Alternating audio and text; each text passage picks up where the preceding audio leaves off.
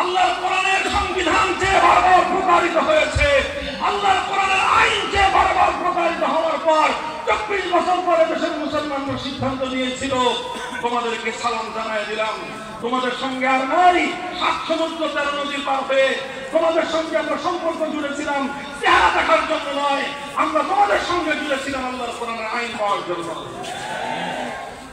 ওই সুযোগে শেখ মুজিবুর রহমান সাহেব ঘোষণা দিলেন 1970-এর জাতীয় নির্বাচনের সময়ে নৌকা প্রতীক নিয়ে বাংলাদেশের মানুষের ম্যান্ডেট পাওয়ার জন্য তিনি ঘোষণা দিলেন, যদি আমরা নৌকা প্রতীক বিজয় অর্জন করতে পারি, যদি আমরা নির্বাচনে জয়লাভ করি, কোরআন সুন্নাহ বিরোধী কোনো আইন আমরা তৈরি করব না।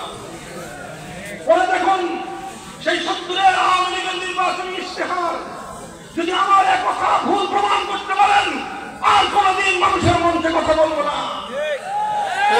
70-এর জাতীয় নির্বাচনে বাংলার মুসলমানদের সঙ্গে অঙ্গীকার করা হয়েছিল, এদেশের মানুষের সঙ্গে অঙ্গীকার করা হয়েছিল, নির্বাচনে বিজয়ী হতে পারলে কোরআন সুন্নাহ বিরোধী কোনো আইন তৈরি হবে না।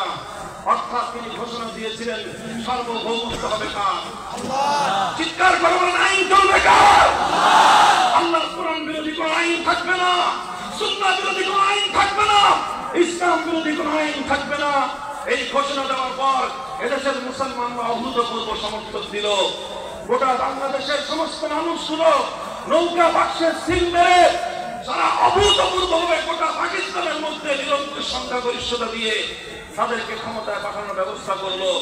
পশ্চিম পাকিস্তানিরা তাদেরকে মানলো না, বরং পশ্চিম পাকিস্তানিরা গায়ের জোর দিয়ে বাংলাদেশের মানুষের ভোটে নির্বাচিত সরকারকে ক্ষমতাচ্যুত করে নিজেরা ক্ষমতা জবরদখল করে রাখার জন্য 25শে মার্চের কালো রাত্রিতে বাংলার মুসলমানদের উপর, বাংলাদেশের নাগরিকদের উপর তারা ভয়াল আক্রমণ এবং বর্বর হামলা চালায়। শুরু হয় স্বাধীনতার যুদ্ধ 71-এর 26শে মার্চ থেকে 71-এর 16 ডিসেম্বর পর্যন্ত দীর্ঘ 9 মাসের রক্তক্ষয়ী সংগ্রামের মধ্য দিয়ে বাংলার পূর্ব দিগন্তে স্বাধীনতার সূর্য উদিত হয়। শেখ মুজিবুর রহমান সাহেব বিদেশ থেকে ফিরে আসেন, এদেশের মানুষ তাকে লালকালিতার সংবর্ধনা দেয়, অভূতপূর্ব গোলাপের ফুল দিয়ে গলার মালা দিয়ে তাকে বরণ করে নেয়।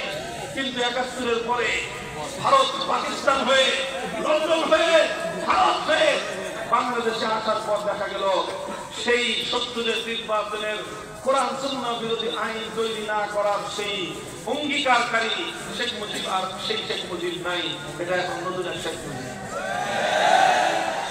আসার সময় ভারত রাষ্ট্রের পক্ষ থেকে তার পকেটে একটা চিরকুট ধরায় দিল ইন্দিরা গান্ধী, বললো এভাবে রাষ্ট্র চালাবা কিভাবে?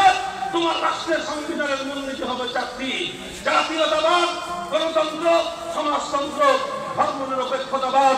ইন্দিরা গান্ধীর শিখিয়ে দেওয়া, তার প্রেসক্রিপশন দেওয়া, শেখ মুজিবুর রহমানের মুজিব পদের মধ্যে ধরে দেওয়া ছোট্ট সেই চিরকুট, সেটাই ছিল বাংলাদেশের মানুষের হাজার বছরের ইচ্ছা এবং অভিপ্রায়ের কফিনের মধ্যে পেরেক ঠুকে দেওয়া।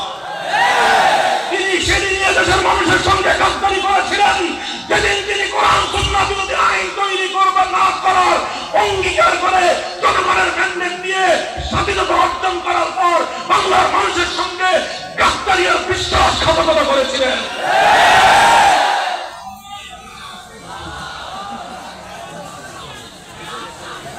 সংগ্রামী সাথী ও বন্ধুগণ, কথাটা খুব ভালো করে বুঝবেন। আমি ইতিহাস বলছি না, ইতিহাসটা আমার প্রসঙ্গক্রমে আসছে।